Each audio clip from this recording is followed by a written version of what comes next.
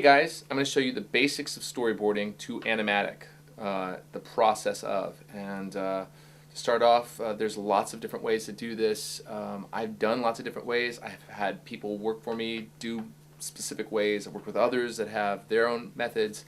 I'm going to show you my method that I like to use. There's also, I kind of bounce around a little bit too as well. Sometimes I'll do it digitally, sometimes I'll do it practically. But for the most part, I use cards to start my animatic or my storyboard.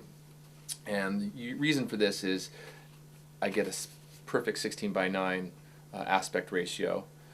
So it's like an HD or a film aspect ratio. Also, I can draw on multiples of these cards, index cards, and it's got lines on the back where I can write notes if need be. I have other friends, and I've done this as well, use sticky notes, little yellow sticky notes. But you know, that's all up to you. Sticky notes are great because you can put them all on one sheet. But this works perfectly for me.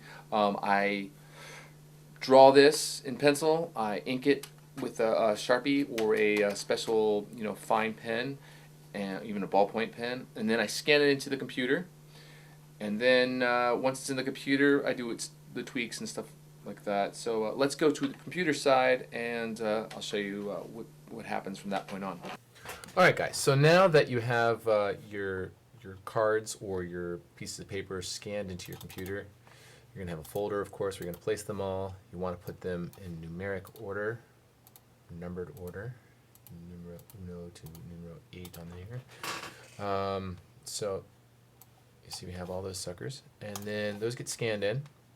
Of course, your resolution is going to be different than what you want to edit in. So you're going to bring them into software like Photoshop, Photoshop Essentials, or GIMP, or any of those picture editing softwares, and you're going to resize them. So in Photoshop, I basically go to image size and change my resolution to 72 dpi, or pixels per inch.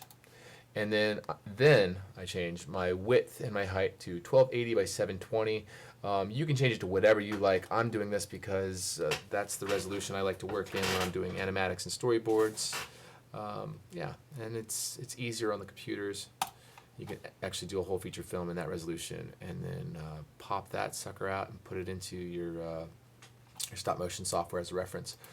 Okay, so now I'm going to hide this Photoshop, and I'm going to open my Final Cut Pro session that I already have in place. I've imported and edited my whole, down here you can see this, my whole sequence, each to the audio. And so I have my, my whole thing kind of going. It's rocking there, It's, yeah, anyway. So then I've nested that, and I've applied a time code to it, right? And the purpose of the time code is so you can know where your edits are when you are animating. You can go, oh, okay, at such and such frame, seconds and frame, I'm going to go and change to this sequence or this shot. And then when you bring your footage from animating, you export this, and then you've put this on your stage, you've animated, and you take this footage, you've brought it back into your timeline, your edit will be ready to go. You'll actually be able to pop stuff right in here, and it should match, or you're going to loop stuff or do whatever. You'll have the timing all planned out for when you're going to do your animation. I actually I've exported my itsy bitsy spider that's here into an animatic form, and you can see there it's going. See, time code and everything. So anyway, I hope you enjoyed this little quick tutorial, and start animating, man. Make some stuff and put it up on the web, and send me your videos. Show them to me because I love them, and if I really like them, I'll put them in my favorites, and you guys can just check out the favorite section. And yeah, all right. So this is John Kuma from Stop Motion Magazine. Keep animating. Peace.